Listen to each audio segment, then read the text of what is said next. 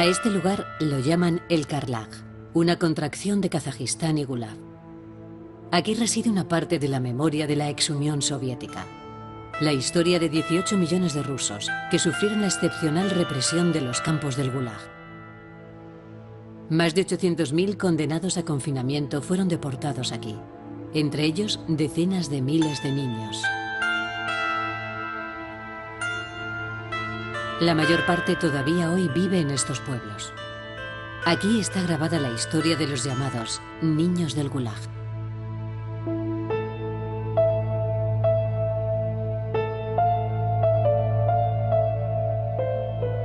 Los niños del Gulag.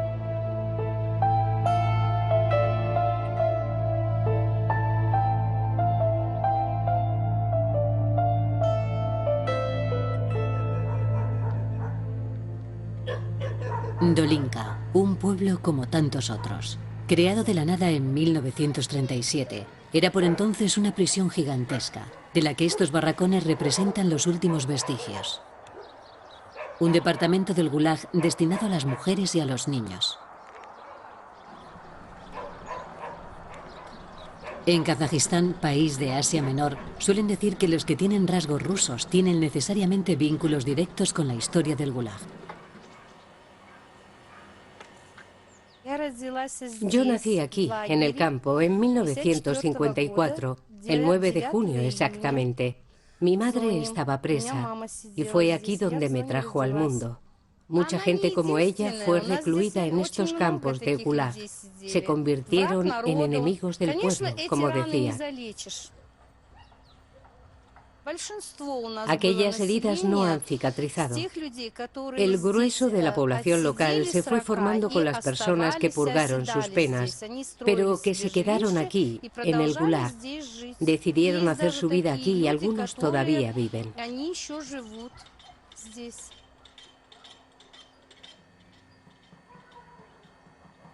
Gulag son las siglas que designaban la dirección de los campos de trabajo. La administración que gestionaba aquellas gigantescas prisiones diseminadas por todo el territorio soviético. La expansión del Gulag coincide con la llegada al poder de Joseph Stalin en 1927. El líder bolchevique instaura una represión sistemática, organizada. Durante los 30 años siguientes, todos los enemigos, reales o supuestos, de la URSS fueron deportados al Gulag.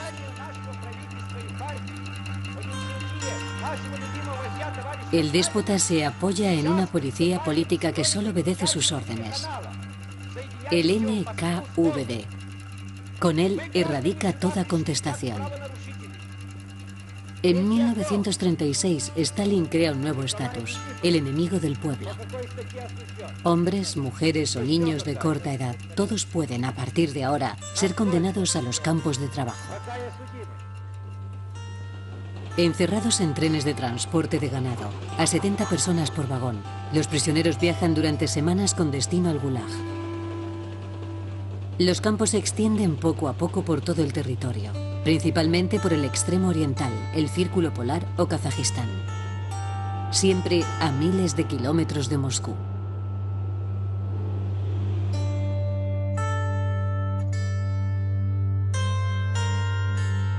El padre de Alexandrevich Nosov era un miembro influyente del Partido Comunista. Sin embargo, fue arrestado por el NKVD con toda su familia en 1938. Durante la noche sonó el timbre de nuestro apartamento. Mi madre fue a abrir. Entró un enviado del Kremlin, un agente del NKVD. Le dijo a mi padre, Iván Nosov, que le llamaban urgentemente al Kremlin. Mi padre se vistió y salió. Nos dijo, vengo enseguida. Nos dio un beso y se fue. Se fue para siempre. Nunca volvimos a verle. 2 o 3 días más tarde detuvieron a mi madre. Su crimen era no haber informado al NKVD de que su marido era un enemigo del pueblo. Por ello fue condenada a 10 años de cárcel más 8 años de relegación. La madre de Galina Karpinska no era más que una campesina. Fue detenida y condenada por nacionalismo. Después le tocó el turno a toda su familia. Estaba en la escuela. Durante una clase, no recuerdo exactamente cuál, entraron en el aula 2 guardias de seguridad. 2 soldados con abrigo militar gris y con fusiles. Los recuerdo bien, fusiles provistos de bayonetas. Dijeron en ruso: Galina Karpinska y Roman Levinsky, salid. Eso fue todo. Salimos de la clase. Llegué a casa y hasta donde yo recuerdo, mi abuela no derramó ni una sola lágrima. Preguntó a los guardias a dónde iban a llevarnos. Ellos respondieron: no estamos autorizados a decírselo, pero será a comarcas frías. Coged ropa de abrigo. Mi abuela dijo: pero la niña no viene, es demasiado pequeña. Sí, viene. Tiene que responder también por los actos de su madre. Recogimos nuestras cosas. Yo cogí mi cartera con los libros. Recuerdo que cogí 2 bolas del árbol de Navidad y un pequeño búcaro muy bonito. Nos separaron y lloramos mucho. Nos metieron en un coche y nos llevaron al monasterio Dalinovsky. Ya no era un monasterio. Se había convertido en un centro de tránsito para niños cuyos padres acababan de ser detenidos. Éramos muchísimos. Nos cortaron el pelo al cero con una maquinilla. Al cero.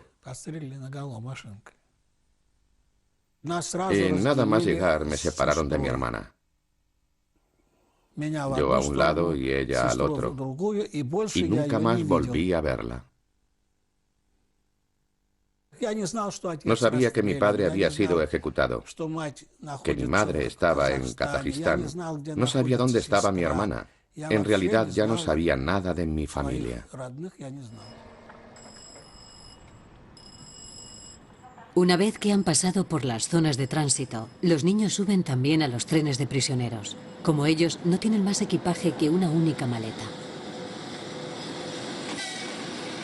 El tren, primera arma del Gulag. Aniquila inmediatamente toda idea de resistencia.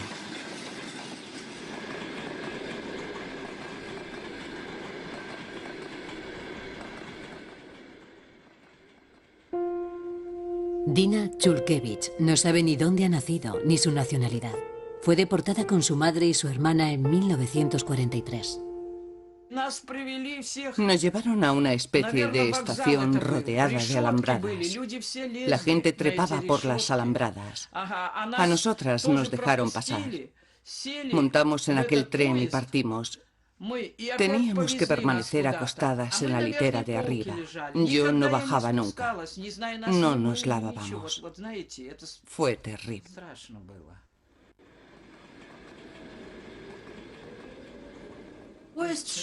Viajamos durante casi 2 meses.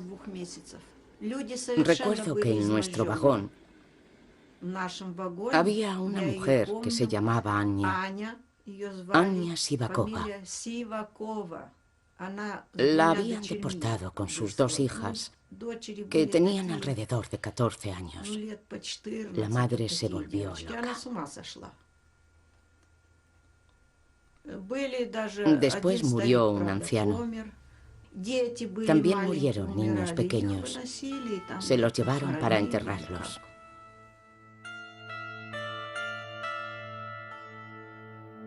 A su llegada, los prisioneros ignoran lo que les espera. Inmediatamente la dirección del Gulag separa a hombres, mujeres y niños. El Gulag es un campo de trabajo. En él no tiene cabida la idea de familia.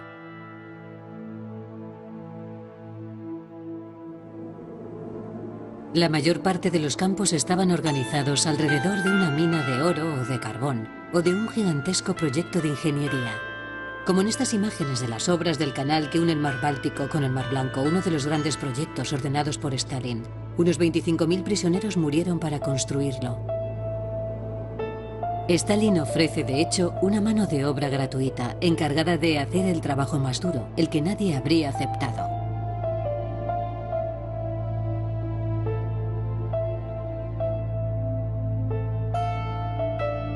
Obligadas a hacer las mismas tareas que los hombres, albergadas en el mismo tipo de barracones, las mujeres representan rápidamente la cuarta parte de la población y descubren un país en el interior del país. Paulina Ostapchuk era una chica joven cuando llegó a Dolinka. Acababa de ser condenada por no haber recogido suficientes impuestos en su pueblo.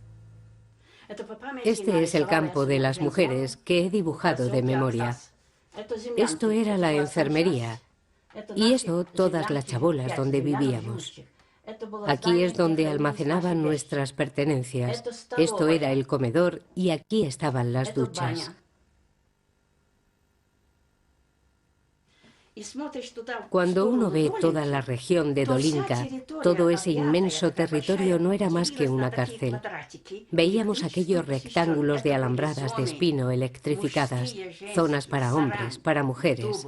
En Saranki, Dobouka, Dolinka, Abay, Voiné e incluso hasta Karabás a 40 kilómetros.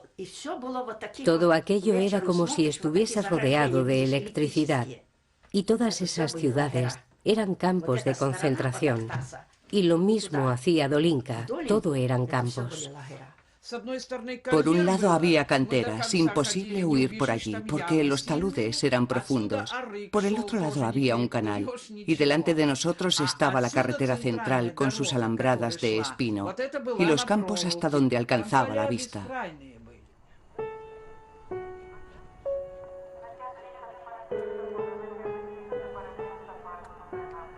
El Gulag no tiene el mismo rostro para todos. Unos son condenados a prisión tal y como podemos imaginar, con sus torres de vigilancia, sus alambradas de espino. Otros son relegados a estas regiones hostiles, obligados también ellos a trabajos forzados. Su suerte tampoco es nada envidiable.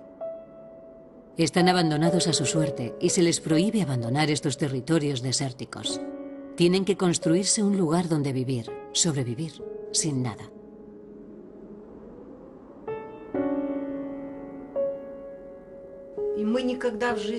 Nunca habíamos visto aquella especie de chabolas. ¿Qué era aquello? No había nada. Y de pronto vemos gente que baja a algún sitio. De hecho, era la entrada de una covacha que estaba realmente bajo tierra. La parte en la que nos encontrábamos nosotras tenía una pequeña ventana. En las habitaciones las ventanas estaban en el techo. En invierno había mucha nieve y hielo.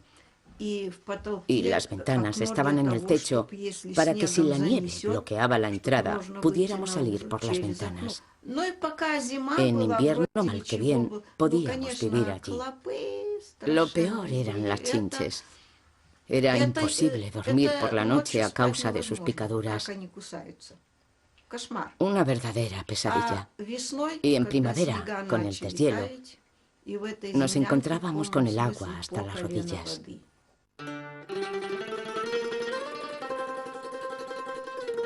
El mundo de los ex, de los presos, es un mundo de violencia, de privaciones. Las mujeres, sobre todo las más jóvenes, se convierten en presas de caza a los ojos de otros detenidos o de sus guardianes. Ana Markova era enfermera cuando la deportaron. Asistió a los primeros nacimientos en su campo. Los niños de nuestro campo nacían de uniones entre presos. Pero también hubo casos en que los jefes del campo abusaron de su poder con las mujeres. Por supuesto, también había guardias que lo hacían. Había de todo. Pero en la mayor parte de los casos, al menos en nuestro campo, era entre presos. Sí, en el campo vivían completamente aislados, pero en los lugares de trabajo, los hombres y las mujeres estaban juntos, reunidos.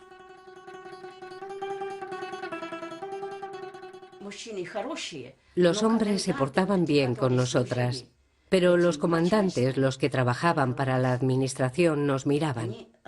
Los perros les llamábamos.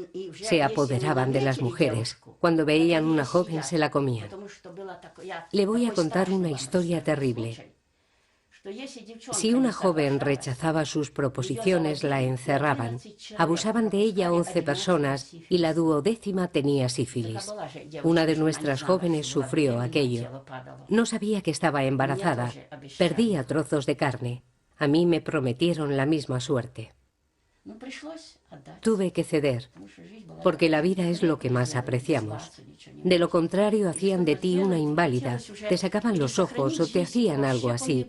Tenía que elegir entre seguir viva o morir. Todo me era indiferente. Y quedé embarazada. Le dije a aquel tipo, aparta y que no te vuelva a ver. Di a luz a mi hijo y me convertí en madre. Era mi hijo, mi tesoro, era mi carne y mi sangre. Era tan mío que inmediatamente lo quise con locura. Yo lloraba, sollozaba por cualquier cosa que le pasara. Vivía por aquel niño. Era yo, pero ni siquiera tenía con qué vestirle.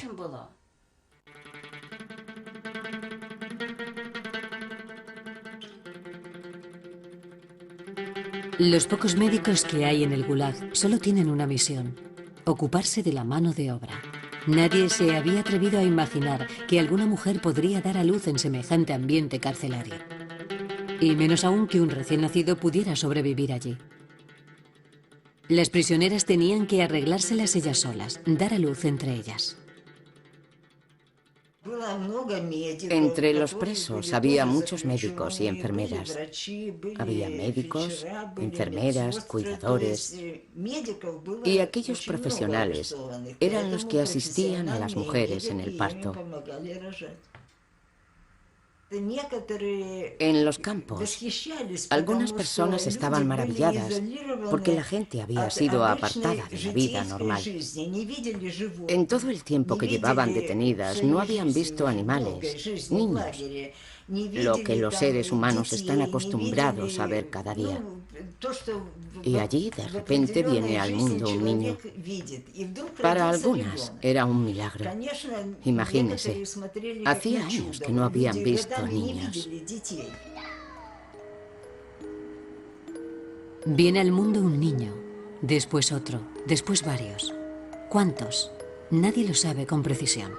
La administración del Gulag no habla del tema.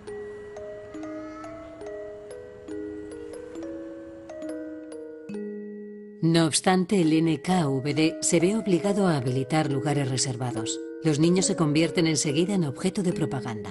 En los carteles dan las gracias al camarada Stalin por su infancia feliz. Nosotras estábamos todas en una misma y única sección. Las madres con sus niños. Al principio 20, después 40, después más y más. Primero nos instalaron en una sala común. Más tarde vinieron a buscar a los pequeños. Luchamos para que se quedasen con nosotras.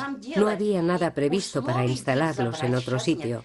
Les dijimos, dadnos unas condiciones de verdad, una guardería de verdad, con un personal de verdad, y nosotras mismas os daremos a nuestros hijos e iremos a trabajar. Y un mes más tarde instalaron una guardería en el campo número 3, el de los hombres. Una vez montada la guardería, los niños fueron separados de sus madres. Estaban en un barracón llamado guardería. Las madres estaban en la misma zona, pero en otros barracones. Solo podían ver a sus hijos 2 veces al día.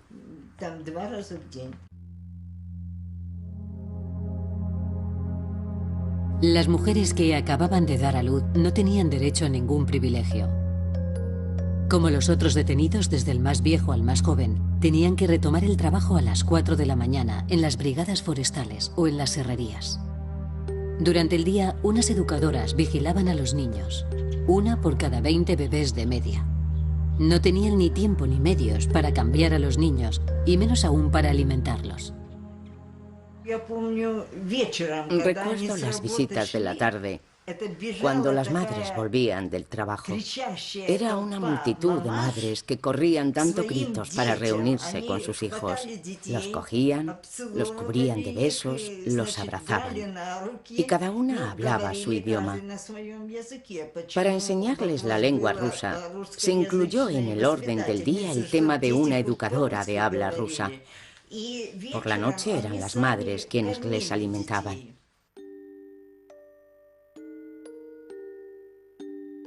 Pronto se plantea la administración de los campos el problema de la educación de los niños. ¿Quién les va a enseñar a hablar, a andar? Sobre todo a aquellos cuyos padres y madres han sido ejecutados o transferidos a otros gulags. A esos nadie puede ofrecerles amor materno. Las llamábamos nunús. Nos trataban con ternura porque también ellas eran presas, pero yo no me daba cuenta de que estaba en un campo de trabajo. Nunca íbamos más allá de los alambres de espino. Nadie les decía que estaban en un campo de trabajo y que aquello era un barracón. A los niños no se les contaba nada de todo aquello y ellos pensaban que todo el mundo vivía así. Tatiana Nikolskaya nació en Dolinka, en Kazajistán. Su madre cumplía una condena de 10 años cuando ella nació. Nos vestían como a espantapájaros. Naturalmente, se puede imaginar los vestidos que teníamos. Nos llevaban de paseo. Y durante aquellos paseos yo veía a los perros de guardia. Ni un paso a la izquierda, ni un paso a la derecha. Solo caminábamos en fila. Lógicamente, aquello condicionaba nuestro comportamiento. Ni a la derecha, ni a la izquierda. El NKVD, la policía política que administra el Gulag, no tiene vocación de cuidador de niños. La policía se burla de sus condiciones de vida. El maltrato, la violencia, se convierten en norma. Rada Kapnis vivía con su madre en un gulag del norte de la Unión Soviética.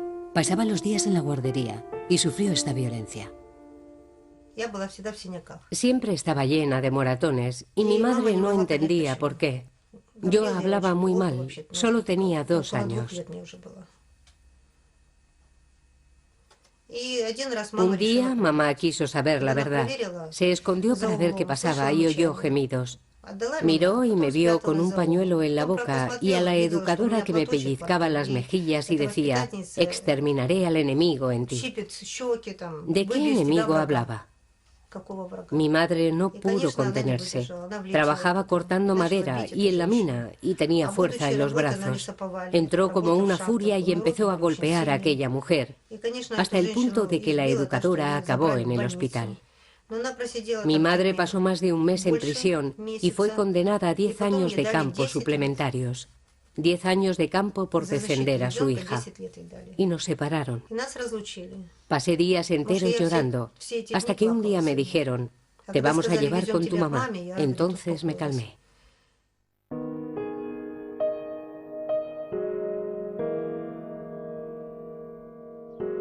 Las palabras pretendían ser tranquilizadoras y, sin embargo, los niños pasaban poco tiempo al lado de sus madres en los barracones, porque las órdenes eran claras. Un niño que ya no está en edad de ser amamantado debe abandonar la guardería inmediatamente. O la madre consigue que su familia le recupere, o el niño emprende el camino de los orfelinatos del Gulag.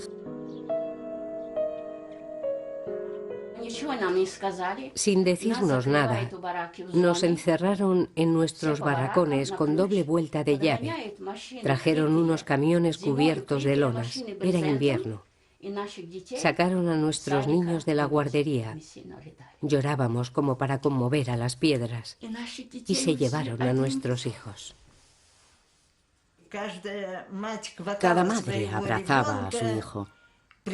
Le apretaba contra ella llorando. Era un verdadero caos. Las madres fueron apartadas a un lado. Los guardias armados cogieron a los niños en sus brazos y los sacaron del campo. Una vez que los niños eran llevados al orfelinato, ya nadie sabía a dónde iban a parar. A la madre solo le decían, el orfelinato le escribirá para decirle dónde se encuentra. Un día recibí una carta y esta foto. Estaba en el orfanato de Alma-Ata. Es él con su compañero. No volví a ver a mi hijo.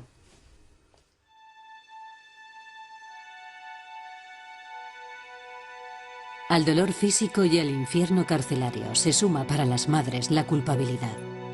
La de revelar a los niños que a partir de ahora también ellos son prisioneros del Gulag.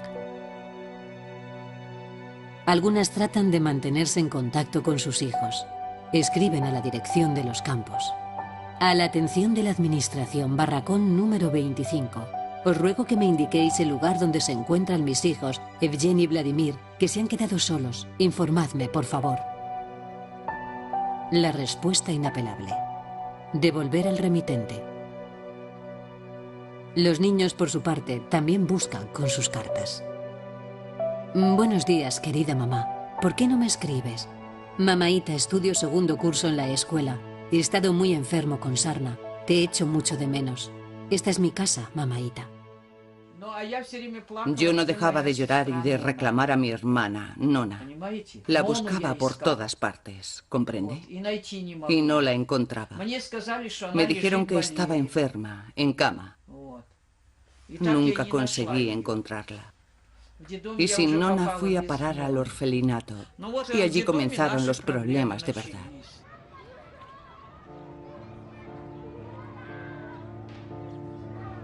Cuando los niños llegan al orfelinato del Gulag, la administración se dedica a borrar todo rastro de su pasado, todo vínculo con sus padres. A algunos les cambian incluso la fecha de nacimiento o el apellido. En la vida diaria sus condiciones son idénticas a las de los adultos.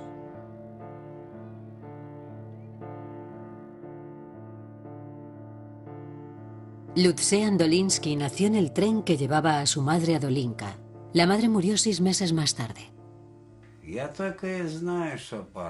No conocí más que los barracones y no me acuerdo de nada más. Era lo que se conoce como un barracón. Lo único que podía añadir es que en verano hacía un calor tórrido y en invierno un frío terrible. En cada cama de madera éramos 2. Eso nos permitía calentarnos. Nos apretábamos uno contra otro y teníamos la sensación de tener un poco más de calor.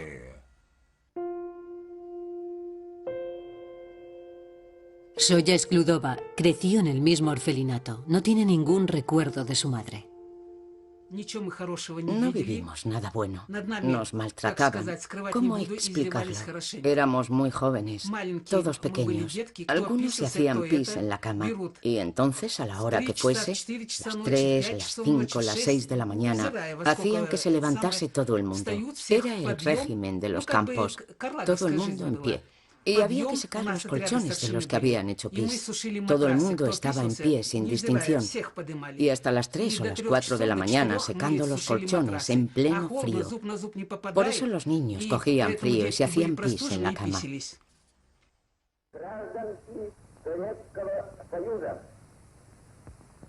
El 22 de junio de 1941, los alemanes atacaban la URSS por sorpresa. Los alemanes avanzan hasta las afueras de Stalingrado, una de las ciudades más grandes del país. Tras los combates de una rara violencia, el éxodo es masivo. Finalmente, la guerra se decanta del lado de los soviéticos. Poco a poco recuperan los territorios ocupados por las tropas nazis. Los que vivían en esos territorios son acusados de colaboracionismo, de espionaje. Se multiplican las deportaciones al Gulag. Era muy internacional. Había gente de todas partes. En el Gulag Una mayoría aplastante era gente de Ucrania, de los países bálticos y de Polonia. Después vino Moldavia, la parte rumana, la gente que vivía en Odessa, luego los rumanos. Toda la parte ocupada de Rusia, de hecho, incluida la ciudad de Kursk. En fin, gentes que venían de todas las regiones ocupadas. A medida que el ejército soviético avanza sobre Berlín, también van siendo deportados los alemanes. 2.400.000 son enviados al Gulag, entre ellos decenas de miles de niños. La administración de los orfelinatos está desbordada. Se multiplican las alertas. En Fedorovsk, la situación de los niños es crítica. Hay 12 cucharas y 20 platos para 212 niños. Solo hay un colchón para cada 3 niños y se nos han señalado casos de violación. A la edad de 3 años, esa va a ser la vida diaria de Eduard Kovchergin. Su madre acaba de ser deportada. Estaba casada con un enemigo del pueblo, un polaco. Después de años viviendo en mi casa familiar, me encontré en un medio agresivo, con otros pequeños como yo, pero muy duros, que se peleaban, que buscaban problemas todo el tiempo. Allí lo más importante era la fuerza. El más fuerte tenía razón. Lo recuerdo bien. Y como además yo no hablaba ruso, me vi obligado a estar en silencio y a convertirme en sordomudo. Yo no hacía más que escuchar. Grababa sus palabras o al menos lo intentaba. Dios mío, todo lo que nos hicieron sufrir era horrible. Para empezar, nos dijeron que a partir de entonces éramos los niños del NKVD. Yo, que ni siquiera sabía cómo me llamaban, no tenía ni idea de lo que era el NKVD. Nos repetían todo el tiempo que éramos hijos de enemigos del pueblo. Repetían sin cesar: sois de la peor especie. ¿Enemigo del pueblo? ¿Y eso qué significa? Mi padre era miembro del partido. Tenía sus propias convicciones, de acuerdo. Y es posible que la política de Stalin no le gustase nada. Quizás no la entendiese. No digo que estuviese en contra, sino que sencillamente no la entendía. Eso es todo. Nuestra responsable era una mujer anciana. Nunca olvidaré sus palabras. Me decía: recuérdalo bien, tú tienes dificultad para aprender el ruso. Vosotros sois los niños del orfelinato. Os llaman hijos de los enemigos del pueblo y llevaréis mucho tiempo esa etiqueta. Tratad de defenderos por vosotros mismos, como sea. Defenderse en el Gulag es ante todo matar el hambre. La comida está regulada por un principio muy sencillo. El que trabaja come, el que no trabaja no. Los niños son una excepción, por supuesto. Teóricamente el campo les da de comer cuanto quieran. Pero en estos remotos parajes carecen de todo. Las raciones de los niños son regularmente desviadas hacia los trabajadores. En este telegrama un director de orfelinato escribe a Moscú: el orfanato ya no tiene provisión de alimentos. Nuestros 100 pensionistas tienen hambre. Nadie nos ayuda. Urgente. Tomen las medidas necesarias. Nos daban muy mal de comer. Yo tenía unas ganas locas de comer. Para mí, un trozo de pan representaba el colmo de mis sueños.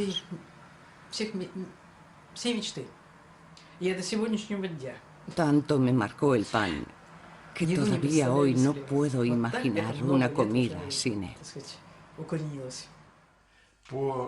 Los días de fiesta nos daban mantequilla. O mejor dicho, la untaban en la rebanada de pan. Nos la daban ya extendida sobre el pan. No nos daban un trozo de mantequilla porque nos lo podía quitar alguien más fuerte. Así que untaban la mantequilla en el pan y si querías sentir su sabor, había que ir echando hacia atrás la mantequilla con los dientes hasta llegar al extremo del pan. Y allí podías saborearla.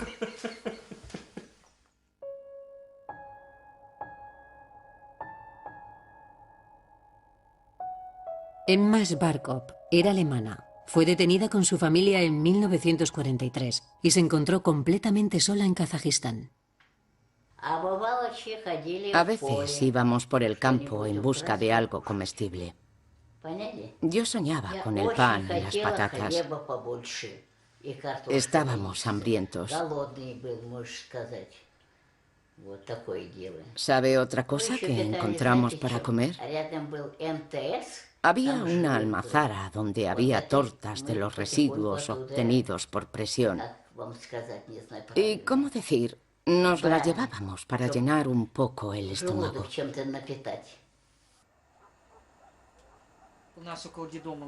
Cerca del orfanato había mucha hierba y la comíamos como animales. Y todo el tiempo teníamos diarreas. Siempre estábamos enfermos. Algunos morían. Jalia, por ejemplo. Era una adolescente muy guapa. Siempre estaba allí. Su cama estaba hacia allá. Yo masticaba pan para ella, pero no lo tragaba. No me había dado cuenta de que estaba muerta. Pensé que había perdido el conocimiento otra vez. Escupía sangre. Estaba tumbada y le salía la sangre por aquí.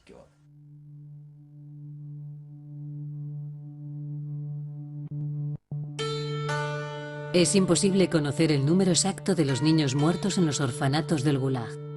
En Dolinka, las muertes eran tan numerosas que hubo que crear un cementerio especial. A la madre se le anunciaba el fallecimiento de su hijo algún tiempo después, mediante un escueto comunicado. Camarada, transmite a la prisionera Choutova que su hijo ha muerto en el orfelinato, en el campo de Tukensloks, el 7 de abril de 1942. La mayoría de las veces la madre no sabía siquiera dónde estaba la sepultura de su hijo. Los moribundos iban a reunirse con los cadáveres. Ya eran casi cadáveres. Dios mío, había muchos, muchísimos. Los renovaban sin cesar. Unos morían, otros sufrían de desesperación. Y de desesperación acababan muriendo.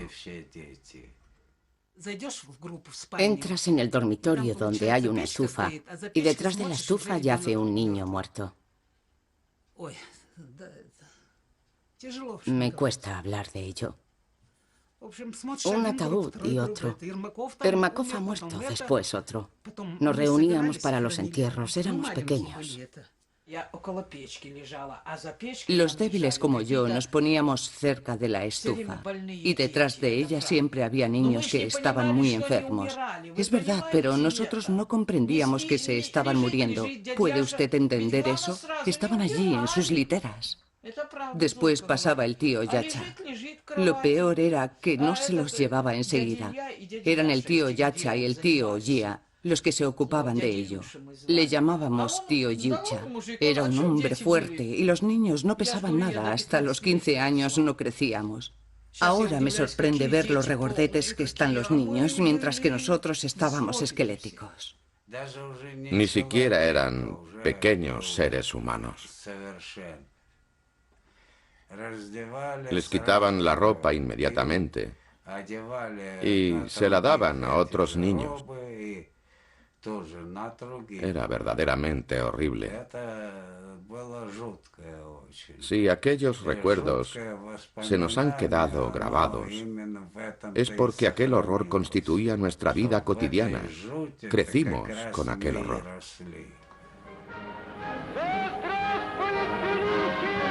A pesar del horror diario para Joseph Stalin, los niños de los orfanatos son más que nunca objetos de propaganda que conviene exhibir. No pierde ocasión de mostrarse junto a ellos en todos los desfiles de la Plaza Roja de Moscú. En 1949, en el Bolshoi, con ocasión de su 70º aniversario, se les concede una especial relevancia. Los niños de los orfelinatos, con una pomposa puesta en escena, vienen a dar las gracias a su jefe por haberles proporcionado una infancia feliz. Niños a los que se podía reconocer por sus cabezas rapadas.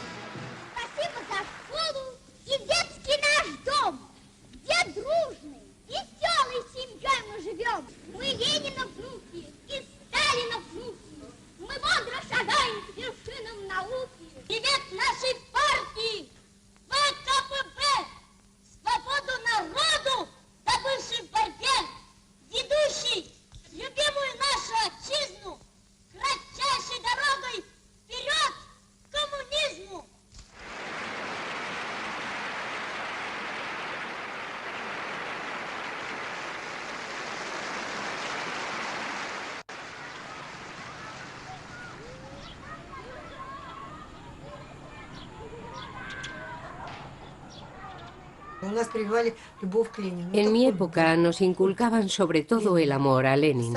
Había el culto a Lenin y a Stalin. Se rendía culto a Lenin, Karl Marx y Engels.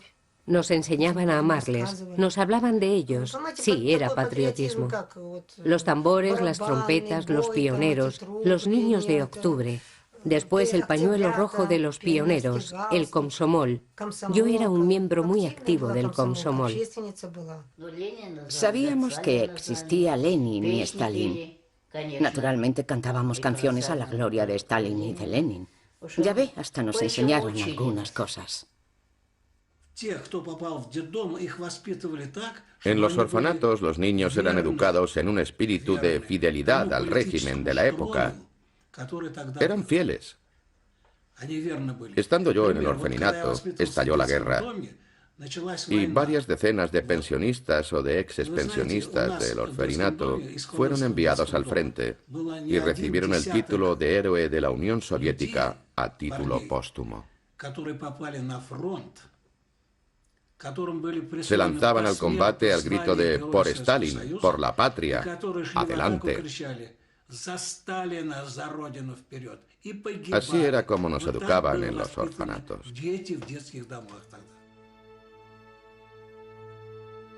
La reeducación bolchevique también falla en algunos casos. La enseñanza es superficial. La mayoría de los niños apenas sabe leer o escribir. Faltan libros y también profesores. Además, la administración del Gulag tiene que hacer frente a un problema importante. Algunos de estos niños ni siquiera hablan ruso.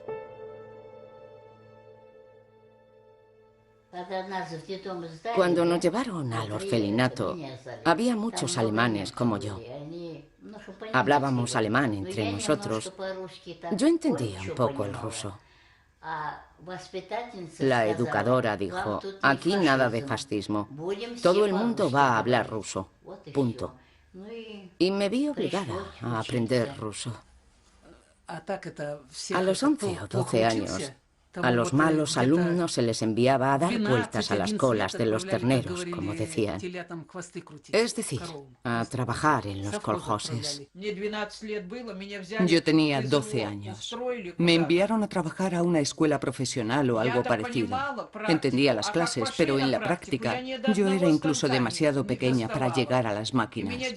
Entonces el director me devolvió al orfelinato y mi vida fue aún peor. No dejaron que me integrase en una unidad. Vivía en los pasillos, en las duchas. Un día me obligaron a lavar toda la ropa de los niños del orfanato. Toda, ¿comprende? Y entonces se lavaba a mano. Para los prisioneros que aún viven en los campos, en 1953 surge una luz de esperanza el día 5 de marzo. Aquel día la URSS está paralizada, estupefacta. Los periódicos y la radio anuncian oficialmente la muerte de Joseph Stalin.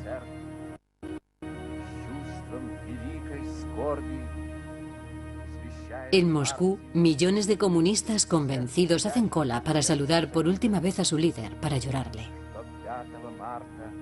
En los campos, sin embargo, los prisioneros se dicen, al fin. Por fin ha muerto su verdugo, y ellos han sobrevivido.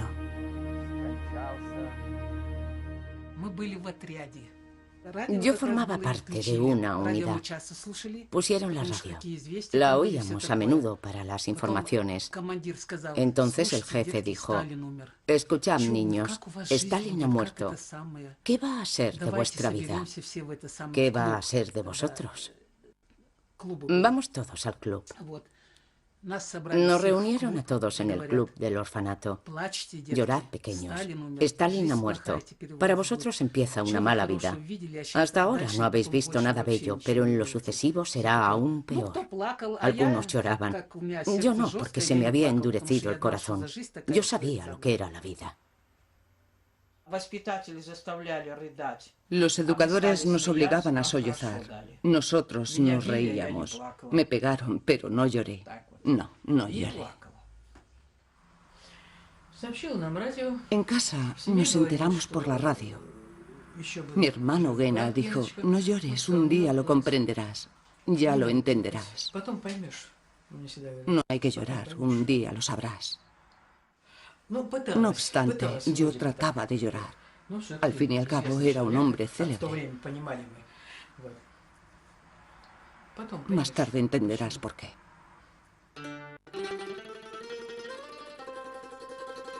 Tras la muerte de Stalin, los gulags se van vaciando lentamente de sus prisioneros. Para muchos, sobre todo los más jóvenes, los que no habían conocido otra cosa, la liberación resulta inesperada, casi brutal. Las pocas referencias con que cuentan desaparecen definitivamente de la noche a la mañana. Después surge la pregunta, ¿cómo abandonar estas remotas regiones, sin dinero, sin comida, sin nada? En el momento de abandonar el orfanato, cada uno de nosotros recibió una pequeña maleta construida por nosotros mismos. Habíamos construido nuestras maletas en el taller. Teníamos talleres en el orfanato, de carpintería, de fontanería. Había todo eso y después 25 rublos entre los dientes.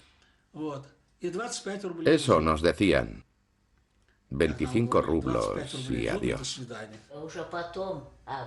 Cuando abandoné el orfanato, bueno, nada más salir del orfanato me decía, es curioso, llueve, hace frío, era verano, y los del pueblo llevaban chaquetas. Pero ¿cómo es que no las han entregado en la consigna? Porque nosotros, en el orfanato, entregábamos nuestras chaquetas en la consigna a la llegada del verano. Y solo nos quedábamos con nuestros vestiditos ligeros. Yo me preguntaba por qué ellos no habían entregado sus chaquetas. Creo que yo era todavía un poco tonta. Después cumplí 14 años, según ellos. Me llevaron al Primokat. Era una fábrica. Todos vivíamos allí, en el Primokat. Nos dieron un chamizo, pero se derrumbó y no teníamos dónde vivir. Después hacíamos la vida en la misma fábrica y la gente nos traía comida. Ni siquiera nos daban dinero a los que veníamos del orfelinato, porque decían que no sabíamos lo que era el dinero. Y es verdad que no lo sabíamos, nunca lo habíamos visto.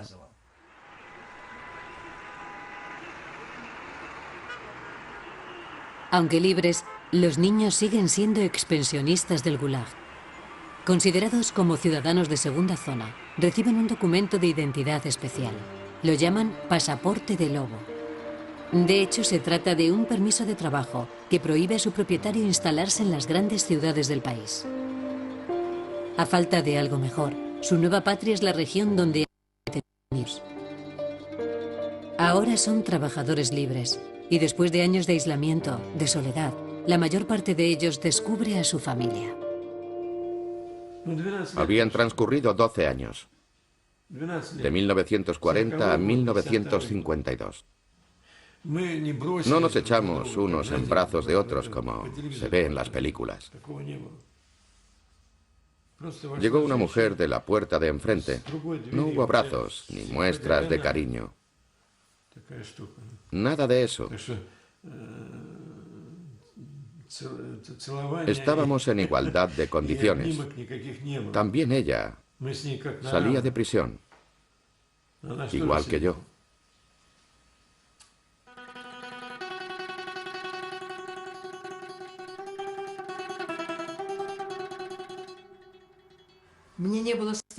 Yo no me avergonzaba de ello, pero no lo entendía. No entendía por qué había tenido que vivir en un campo. ¿Había sido por culpa de mi padre, de mi madre, de mi tío Basi? Para mí era incomprensible. Por eso nunca hablé de ello con nadie. Tengo amigos de la escuela y de la facultad. Casi ninguno conoce mi historia.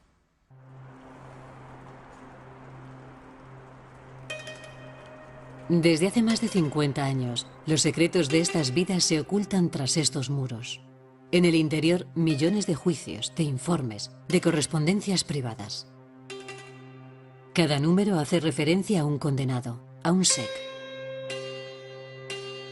Documentos que nadie puede consultar, ni siquiera los propios interesados. Están condenados a vivir en la incertidumbre. Siguen sin abrir los archivos, es horrible. ¿Cuánto tiempo tendremos que esperar todavía? Pronto entraré en mi 8º decenio. Voy a morir sin saber quién fue mi padre. ¿Dónde está mi patria? Sé que existe.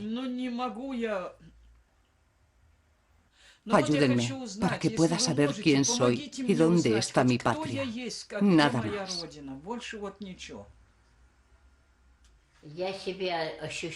En el fondo,